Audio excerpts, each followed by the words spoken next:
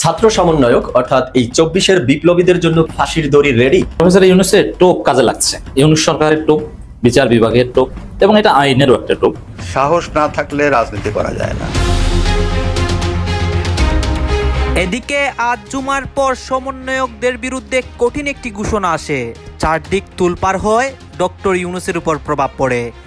আওয়ামী লীগও এসবের সাথে জড়িত হচ্ছে। সবকিছু দেখতে পারবেন এই সম্পূর্ণ প্রতিবেদনে। এটা নতুন চাল প্রফেসর ডক্টর মোহাম্মদ ইউনূসের। ডক্টর মোহাম্মদ ইউনূস একটা গেম চেঞ্জার, গেম রে চেঞ্জ করে দিয়েছে। ডক্টর মোহাম্মদ ইউনূস স্যারের ব্রেনের মধ্যে যে কি আছে কিছু বুঝি না ভাই। ওনাকে আমরা এখনো চিনতে পারি নাই, স্লোলি চিনতে পারতেছি। আসলে কিন্তু খেল খতম, বাই বাই টাটা, এটাই হলো এই সরকারের পলিসি। হ্যাঁ, একদম ধীরে ধীরে ধীরে ধীরে খেলবে, এমন জায়গায় পৌঁছায় দিবে সবাই আপনারা বাহাবা দিতে বাধ্য হবেন ভাই, বাধ্য। টুকাইরা স্লোগান দিয়েছে 1 2 3 4 ছাত্র দলের টুক্কি মার। স্রেফ চিন্তা করেন, এরা ধর্মীয় ব্যবসায়ী, ধর্মীয় লেবাসধারী, এরা ধর্মীয় অনুভূতিকে পুঁজি করে সেটার ব্যবসা করে। এনসিপির জুলাই পদযাত্রার আজকের আয়োজনে এই মুহূর্তে যশোরে কথা বলছেন দলটির নেতারা। আমরা এতক্ষণ শুনছিলাম তাদের বক্তব্য। এইদিকে দেখতে পাচ্ছি দেশের মধ্যে তোলপাড় ঘটনা হচ্ছে এবং আরো অনেক ঘটনা কিন্তু আজ জুমার পর থেকেই এই দেশের মধ্যে হচ্ছে। আদালতে হস্তক্ষেপ করা কোনো গণতান্ত্রিক দেশের সরকারের উচিত নয়, সেটা প্রত্যাশিত নয়, কাম্য নয়। এতে গণতান্ত্রিক শাসন ব্যবস্থা, আইনের শাসন প্রতিষ্ঠা হয় না। কথায় আছে বাঙালি নাকি থেকে শেখে, কিন্তু বাঙালির এই চিরাচরিত প্রভাবটা ব্রিটেনের জন্য সত্যি হয়ে যাবে তা হয়তো আমরা বুঝতেও পারিনি। এদিকে শেখ হাসিনার নির্দেশে আজ থেকে সারা দেশে আন্দোলনে নেমেছে আওয়ামী লীগ ছাত্রলীগ। জুমার পরেই আওয়ামী লীগের ভয়াবহ তাণ্ডব, দাবটি নিয়ে মাঠে নামলো ছাত্রলীগ। একদিকে দেশের মধ্যে তুলপার অনেক ঘটনা ঘটছে, আর এইদিকে আজ জুমার পর দেশের মধ্যে নতুন অনেক তথ্য আসতেছে, সমন্বয়কদের উপর সরাসরি প্রভাব পড়তেছে। দর্শক শ্রোতা, আপনারা সবাই জানেন গত কিছুদিন ধরে এই সমন্বয়কদের অনেক কার্যক্রম নিয়ে অনেকে অনেক তথ্য ফাঁস করতেছে, অনেক কুকর্ম ফাঁস করে সমন্বয়কদের উপর সরাসরি প্রভাব ফেলে অনেক জায়গায় কিন্তু অনেক সমন্বয়ক গ্রেপ্তার হয়েছে।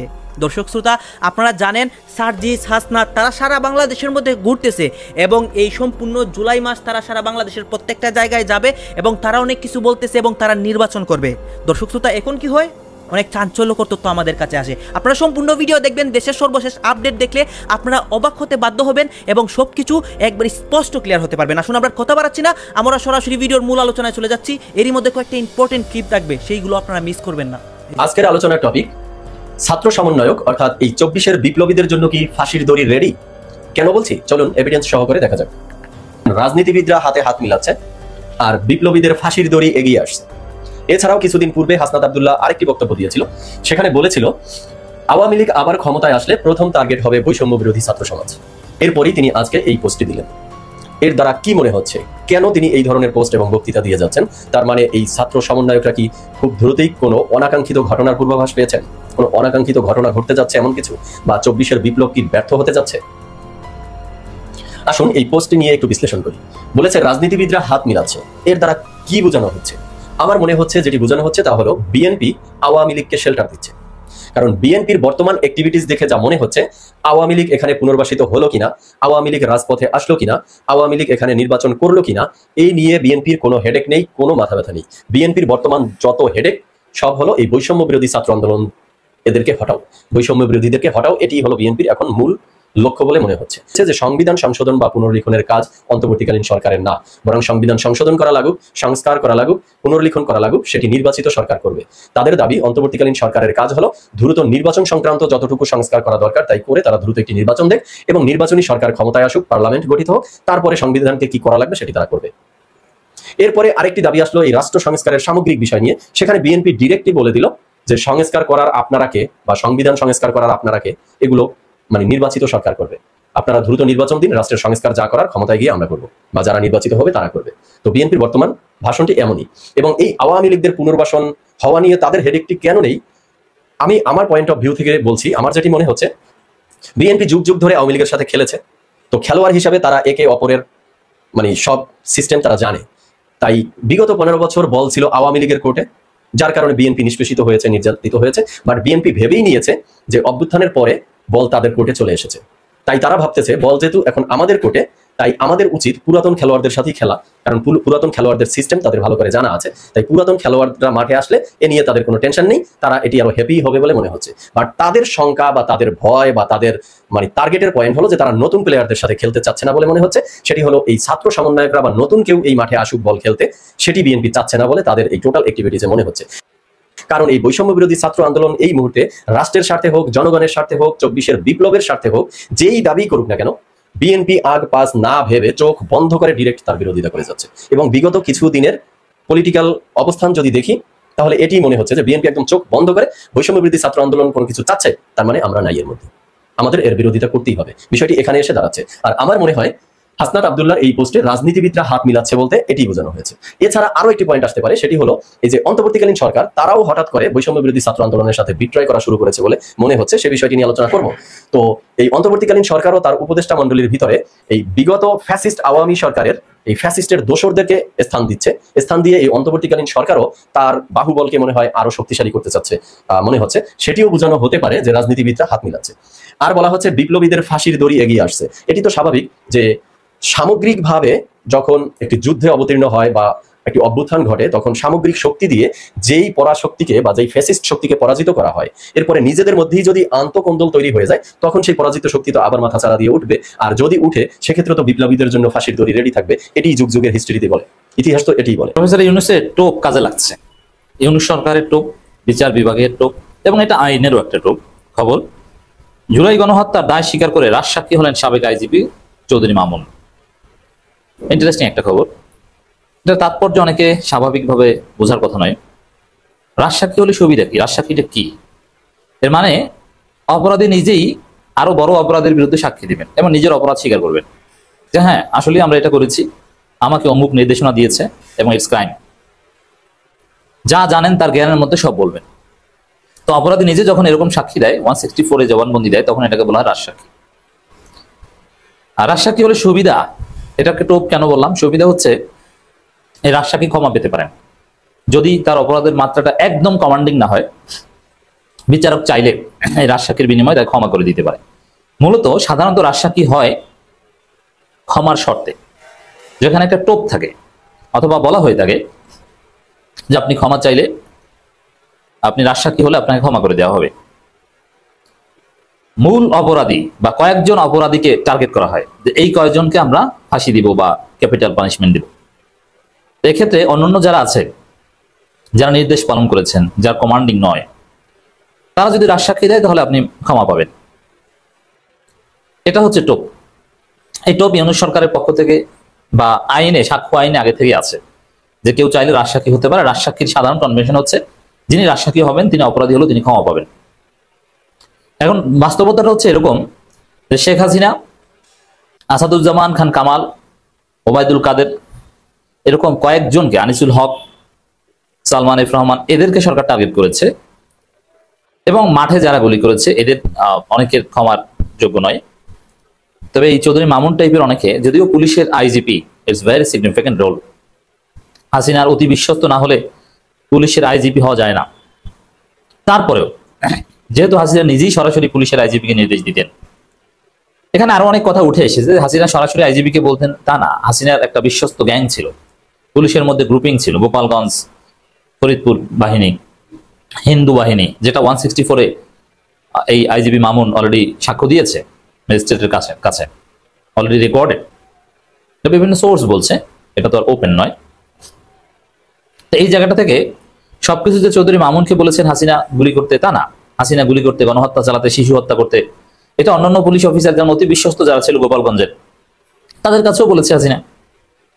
এবং তাকে যা বলেছে সেটা তো ডিটেলস বলেছেই যে আমাকে এই নির্দেশনা দিয়েছে, তার আলোকে পরিকল্পিতভাবে ঠান্ডা মাথায় গণহত্যা চালানো হয়েছে। এটা চৌধুরী মামুন বলেছেন 164 অলরেডি, এবং তিনি আদালতে বলছেন যে আমি রাজসাক্ষী হব। এর বিনিময়ে হয়তোবা তিনি ক্ষমা পাবেন, তার ফাঁসির রায় হবে না অথবা বড় ধরনের রায় হবে না। ডেফিনেটলি রাজসাক্ষীর সুবিধা এটাই।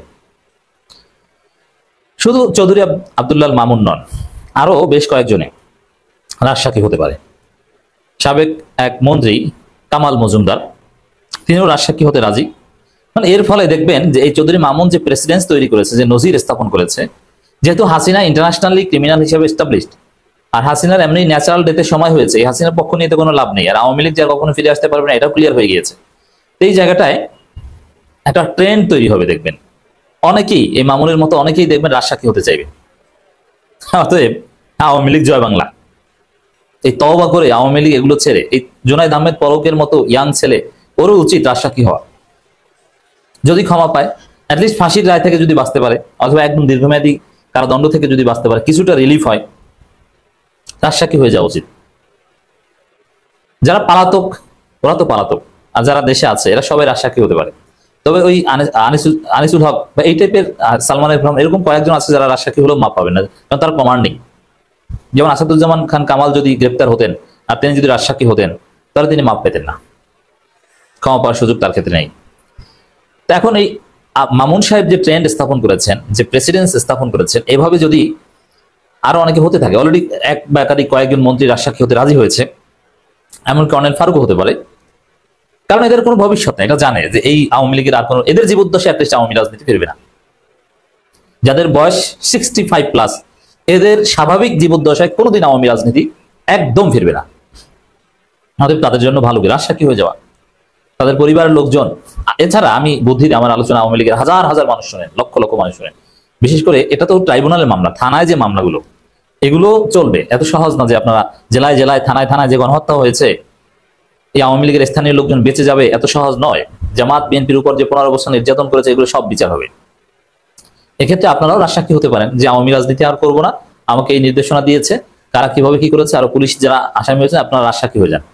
বিশেষ করে রাজসাক্ষী হওয়ার ঘটনাটা সবথেকে বেশি ঘটে পুলিশের ক্ষেত্রে। পুলিশের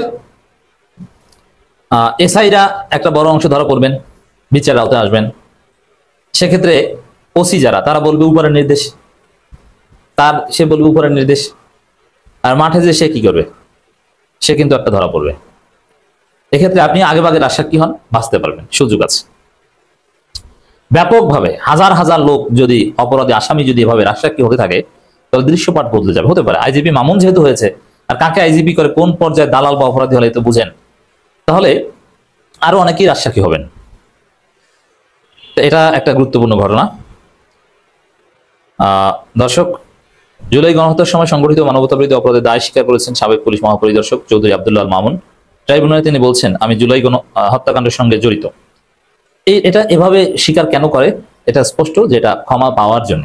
রাজসাক্ষী সুবিধা তো প্রথমে বললাম যে বিচারক চাইলে থেকে ক্ষমা করে দিতে পারেন, অথবা এটা শর্ত থাকে। আরো আওয়ামী লীগের অনেকে হবে, প্রশাসনে অনেকেরা, প্রশাসন লোকজন বেশি হবে, পুলিশ কিংবা সিভিল অ্যাডমিনের যারা গ্রেপ্তার হয়েছে তাদের মধ্যে রাজসাক্ষী বেশি হবে। জুলাই গণহত্যা চলাকালীন পুলিশ প্রধানের দায়িত্ব পালন করা চৌধুরী আব্দুল্লাহ মামুন বলেন, এই মামলা আমি রাজসাক্ষী হতে চাই, ট্রাইব্যুনালে বলেছেন। তবে প্রশ্ন হচ্ছে যে একদম পুলিশের চিফ, তাকে ক্ষমা করা কতটুকু যায়, ইটস ভেরি গ্রেট কোশ্চেন। তারপরেও হয়তো শেখ হাসিনা বা পলিটিক্যাল লোকদেরকে অল্প সময়ের মধ্যে দ্রুত বিচার আওতায় আনতে তাদের রাজসাক্ষী গ্রহণ করা হতে পারে। মূল টার্গেট হাসিনা এবং হাসিনা বাহিনী। দর্শক, হাসিনার অডিও এসেছে, ভিজুয়াল আসবে শীঘ্রই। শেখ হাসিনার বিরুদ্ধে যিনি সরাসরি যুদ্ধে নেমেছেন সেটা হচ্ছে বেগম খালেদা জিয়া। ট্রু, হাসিনার বিরুদ্ধে সরাসরি যুদ্ধে গিয়েছে কে? বেগম জিয়া। কিন্তু ওই যুদ্ধে তিনি জিতেন নাই। আমির খসরু, ওই যুদ্ধে বেগম জিয়াকে জিততে দেয়া হয় নাই, কারণ তোর মতো হায়না শুয়োরের বাচ্চা বেগম জিয়ার পিঠে ছুরি বসিয়ে দিয়েছে। তোর মতো হায়না শুয়োরের বাচ্চা বিএনপির পিঠে ছুরি বসিয়ে দিয়েছে। তোর মতো কুলাঙ্গার, সাদেক হোসেন খোকার মতো কুলাঙ্গার, আমির খসরু তোর মতো কুলাঙ্গার, সালাউদ্দিনের মতো কুলাঙ্গার, আব্দুল আওয়াল মিন্টুর মতো কুলাঙ্গার, তোরা বেগম জিয়ার পিঠে ছুরিকাঘাত করেছিস। তোরা বিএনপিকে ছুরিকাঘাত করেছিস পিঠের থেকে, পিছন থেকে। বেগম জিয়া ফেল করেছে, হাসিনা সফল হয়েছে। বেগম জিয়াকে হাজতে বছরের পর বছর অত্যাচার করে, শারীরিক মানসিক সার্বিক নির্যাতন করে ওনাকে বিকলাঙ্গ বানিয়ে দিয়েছে। হাসিনা সফল হয়েছে। হাসিনা কোকো, আরাফাত রহমান কোকোকে খুন করেছে। হাসিনা সফল হয়েছে, ভারতীয়রা সফল হয়েছে, কিন্তু তোর মতো কুলাঙ্গার হারামজাদা নিমক হারাম বেঈমান এখনো জীবিত আছে, শুয়োরের বাচ্চা। তুই তোর কথা বল, কুত্তার বাচ্চা। সবাই জানে বেগম জিয়া বাংলাদেশের অবিসংবাদিত নেত্রী। হাসিনার বিরুদ্ধে আজীবন যুদ্ধ করেছে, কিন্তু যুদ্ধে তাকে পরাজয় মানতে হয়েছে। যেটাকে উনি ওনার বাড়ি বলে মনে করতো, ওই ঘর থেকে ঘাড় ধাক্কা দিয়ে বের করে দেওয়া হয়েছে ওনাকে। মদের বোতল ঢুকিয়ে সামাজিক ভাবে ওনাকে হেয় প্রতিপন্ন করা হয়েছে। আমির খসরু কুত্তার বাচ্চা তোর মতো লোকদের জন্য, তোর মতো লোকদের জন্য, আব্দুল আওয়াল মিন্টুর মতো লোকজনের জন্য, সালাউদ্দিনের মতো কোলাগারের বাচ্চার জন্য, সাদেক হোসেন খোকার মতো লোকজনের জন্য, গটগদ কাপাসের মতো লোকজনদের জন্য। আজকে 32 নম্বর নিয়ে লুমিন ফারহানা, বেশ্যা ফারহানা কান্দে, তাকে একবারও কান্দতে শুনি না। বেগম জিয়াকে কিভাবে অন্যায়ভাবে অপদস্থ করে শারীরিক মানসিক টর্চার করে ওই বাড়ি থেকে কিভাবে বের করে দিয়েছে, এই মাটিকে আমি কোনোদিন কাঁদতে শুনি না। আজকে সে 32 নম্বর নিয়ে কান্দে। আপনারা কি দেখেছেন ফজা বেগম জিয়াকে বের করেছে বাড়ি থেকে শারীরিক মানসিক অপদস্থ করে? এটা কি নিয়ে একটা মন্তব্য ফজা করেছে? আমি শুনি নাই। রুমিন ফারহানা করেছে? আমি শুনি নাই। সাবা ওবায়েদ করেছে? আমি শুনি নাই। আব্দুল আওয়াল মিত্র করেছে? আমি শুনি নাই। বিএনপির শাওয়া করেছে? আমি শুনি নাই। গোরখদক আব্বাস করেছে? আমি শুনি নাই। তাইলে এখন 32 নম্বরের কান্দার জন্য তারা বিএনপি করতে হবে তাদেরকে, এবং বিএনপি তাদেরকে ধারণ করবে, বিএনপি তাদেরকে জামাই আদরে রাখবে। আমি জানি না বিএনপি তাদেরকে যদি জামাই আদরে রাখতে চায় রাখুক, এখানে কিছু বলার নাই, কিচ্ছু বলার নাই। জানার পরেও যদি তারেক রহমান অ্যাক্ট না করে, জানার পরেও যদি বেগম জিয়া অ্যাক্ট না করে, আমার কি বলার আছে? এবং তবে আমি অবাক হই না। দর্শকবৃন্দ, 1981 সালের 31 মে জিয়া রহমান সাহেবের অ্যাসাসিনেশনের পরে বেগম জিয়া যখন ক্ষমতায় এসে যেই পুলিশ অফিসার এফআইআর করেছিল, ডিএসপি মোকাররম, এই এফআইআর সহ বেগম জিয়ার সাথে কথা বলেছে, সাত্তার সাহেবের সাথে কথা বলেছে, বিএনপি নেতৃবৃন্দের সাথে কথা বলেছে। জিয়া হত্যার বিচার তারা হতে দেয় নাই। মোকাররম সাহেবকে পুলিশ থেকে অসম্মানজনকভাবে বের করে দেওয়া হয়েছে। বেগম জিয়া 90 সালে ক্ষমতা গ্রহণের পরেও মোকাররম সাহেবকে চাকরিতে রিইনস্টেট করে না, এমনকি তার পেনশনটা পর্যন্ত ঠিক করে দেয় না বেগম জিয়া নিজে। অর্থাৎ বেগম জিয়া, তারেক রহমান, আরাফাত রহমান কোকো তারা নিজেরাই চায় না জিয়াউর রহমানের হত্যা বিচার হোক। এবার ঠেলা সামলা ডক্টর মোহাম্মদ ইউনূসের। ডক্টর মোহাম্মদ ইউনূসের ঠেলা সামলানোর জন্য বাংলাদেশের এখন সরকারি যত প্রতিষ্ঠান আছে সব জায়গায় নাকি ঘুম হারাম হয়ে যাচ্ছে, যে এত টাকা পয়সা রোজগার করলাম, গাড়ি বাড়ি সবকিছু করলাম, এখন তো ডক্টর মোহাম্মদ ইউনূসের সামনে বমি করে আমাদেরকে সবকিছু বের করে দিতে হবে। প্রিয় দর্শক, ডক্টর মোহাম্মদ ইউনূসের খেলা মাত্র শুরু, শেষ কোন দিন হবে এন্ড অফ দ্য ডেটার কথা আমি বলতে পারছি না। এবং বাংলাদেশের যত বিশ্লেষকরা এন্ড অফ দ্য ডেটার কথা ভাবছেন সেই ভাবনা হয়তোবা ভুল হয়ে যাবে। কোন দিন ডক্টর মোহাম্মদ ইউনূস রাষ্ট্র ক্ষমতা ছেড়ে গণতান্ত্রিক সরকার বানিয়ে ক্ষমতা দিবেন, যতদিন পর্যন্ত না এই চোর আর ডাকাতদের বিচার সম্পন্ন করতে না পারেন। এর আগে বিদায় নিতে চাইলেও উনাকে বিদায় দেওয়া হবে না, কারণ রাজপথে উনার একটি বাহিনী আছে, নাম এনসিপি। এই এনসিপি বাহিনী সর্বপ্রথম উনাকে আটকিয়ে দিবে যে আপনি এখান থেকে পদত্যাগ করতে পারবেন না, আপনি কোনো জাতীয় নির্বাচন দিতে পারবেন না, যতদিন পর্যন্ত এই ট্রাইব্যুনালে 100 পিপুলের বিচার সম্পন্ন করে শাস্তি কার্যকর না হবে। আমরা ইতিমধ্যে জেনেছি যে 100 পিপুলের জন্য তারা একটা লিস্ট করেছে, 100 মানুষের বিচার সর্বপ্রথম হবে। এই 100 মানুষের বিচারের মধ্যে আমরা যদি মনে করি যে 50 জন পালিয়ে আছে আর 50 জন কারাগারে আছে বাংলাদেশের, তারই মধ্যে 12 জন আছে সরকারের মন্ত্রী এবং উপদেষ্টা, 10 জন মন্ত্রী 2 জন উপদেষ্টা। আমি প্রিয় দর্শক গতকালের পলকের কান্না থেকে, ট্রাইব্যুনালের কান্না থেকে এতটুকু সংবাদ আপনাদেরকে দিতে চাই। পলক স্বপ্নের ঘরে হলেও আজরাইল দেখে ফেলেছে। পলক আজরাইল দেখে ফেলার কারণে পলকের এই আত্মীয় স্বজনদের দিকে তাকিয়ে অঝোর ভাবে কান্না করেছিলেন গতকাল। কেননা আইসিটি মন্ত্রী পলক তার ইন্টারনেট বন্ধ করে দিয়ে, তার দায়িত্ব ইন্টারনেট বন্ধ করে দিয়ে আমাদের সন্তানদেরকে যে হত্যার পরিকল্পনা করেছিল, তার মধ্যে শেখ হাসিনার একজন ডান হাত হিসাবে পলক কাজ করেছিল। জয়ের বন্ধু পলক আজকে বুঝতে পেরেছে তার সন্নিকটে আজরাইল ঘোরাফেরা করছে। যে কাজগুলা তারা ক্ষমতায় গিয়ে বিএনপি জামাতের শীর্ষ নেতাদেরকে বিনা অপরাধেও 71-এর কালিমা লেপন করে তারা যে হত্যা করেছিল, সেই হত্যার বদলা স্রষ্টার কাছ থেকে, আকাশের মালিকের কাছ থেকে, আরশ আজিম থেকে যেন সিদ্ধান্ত চলে এসেছে। এবার পলক, সালমান, আনিসুল তাদের পালা। এই পালায় এবার তাদের 6 জনকে ফাঁসি দিয়েছিলেন আর কয়েকজন কারাগারে মারা গিয়েছিলেন। সব মিলে জামাত বিএনপির 10 জন 12 জন মানুষকে তারা হত্যা করেছিলেন। আল্লাহ তার 10 টাইমস বাড়িয়ে, 10 গুণ বাড়িয়ে 100 জনের সিদ্ধান্ত সরকার আপাতত নিয়েছে যে 100 জনের বিচার কার্যক্রম তারা প্রথম দিকে শেষ করবেন। দর্শক, সেই 100 জনের কার্যক্রম শেষ না করে এই ডক্টর মোহাম্মদ ইউনূস আমাদের কাছ থেকে যেতে পারবেন না। এদেশের আলেম সমাজ, এদেশের ইসলাম প্রিয় জনতা উনাকে যেতে দিবে না, না, না।